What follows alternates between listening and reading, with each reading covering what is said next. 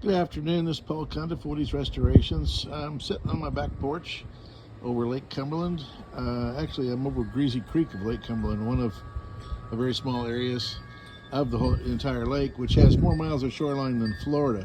It's the largest man-made lake east of the Mississippi. So I had a question from a customer about a wood that we're using on the bottom of his boat. It's called sepele.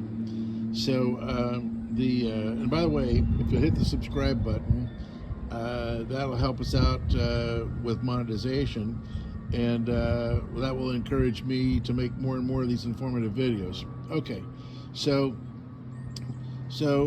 these boats were made out of genuine mahogany. Pre-war, most of them were genuine mahogany. Not always, as it turns out, but pre-war they were supposed to be genuine mahogany. Which was, of course, from Honduras. So in World War II, most of the Honduras was used up, and in the war effort. So wood was very hard to get, and Chris Craft started using a wood that they used in the World Cup race 20 years prior, when everybody had been building out of white oak.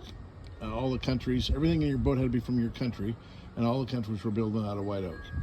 So the British figured out, hey, there's this great lighter, flexible, rot-resistant boat building wood down in Honduras, where they had colonies, British Honduras, which is now Belize, and mahogany is the national tree of Belize.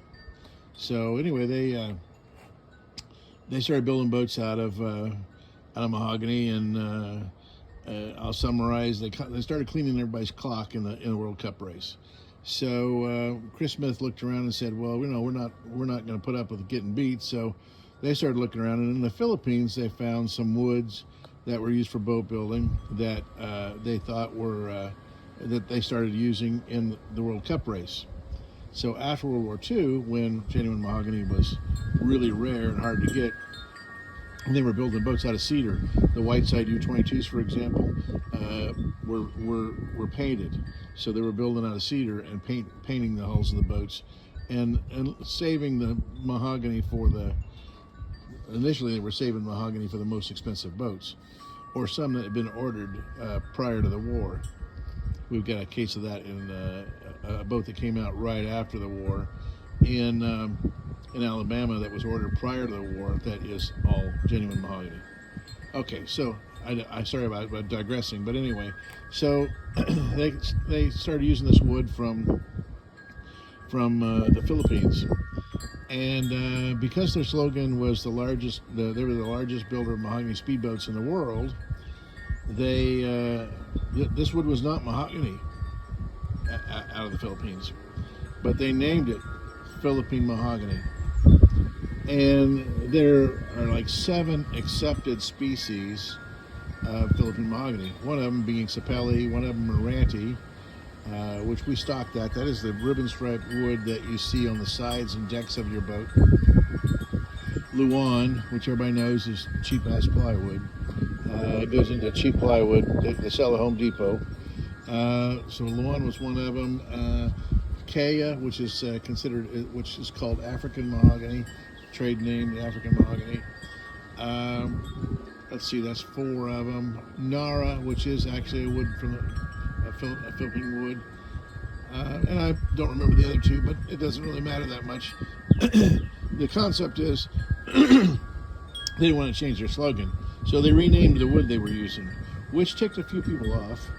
But Chris Craft pretty much said, well, do you want a boat? Because that's all that's available. And people fell in love with this stuff. So that's kind of the story of Philippine mahogany. So we are using sepele as one of the species of Philippine mahogany. It turns out, as I've been doing some buying and found Meranti and dealing with an importer, there's thousands of subspecies of each one of these species. So so anyway, we use sepele instead of Meranti. Meranti was originally used on your boat. Sepele is a little more rot resistant and a little bit slightly more rigid. and I'd say probably a lot more rot resistant. So we use sepele. We think it's a better wood to use on the bottoms of the boat. And of course, it's going over a sublayer of plywood, quarter-inch plywood that is of tropical species. Could be Marani in there, could be sepele in those, but they're all tropical species. It's a marine plywood built to a British standard 1088. It's the number on the standard. You can look up BS 1088, you can look up the standard, and you can see what has to be done to produce it. It has more layers than a typical fir marine plywood that can be purchased and manufactured in the United States and purchased in the United States. So this stuff's all imported, and it can't be purchased here. So anyway, that's the story on why we use sepele on the bottom. A lot of boat builders do, and boat restorers do. Anyway, that's the story on sepele. So if anyone, the other possibility, of course, would be using African. African is even more brittle, so it has a tendency to crack and split on the ends when you're putting your screws in. Even if you put fender washers to help spread the load out, it's still really bad to split, and it's tough to steam and bend in comparison with the sepele, which is a little tougher to steam and bend than the Marani.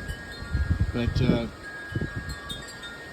so anyway, and of course there's different grades of Marani, different subspecies of Marani. So this is the perfect wood for the bottoms of the boat, and so now everybody got to hear that story at once. Thank you very much, Sean, for asking the question, so we can put the answer out here on YouTube and potentially reach many more people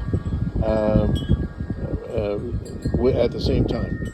I started to type out the answer for you, and I realized that by the time I got done typing this, I wasn't going to have any fingerprints left. So I decided to just make this video. I hope this is very helpful to you. Thank you.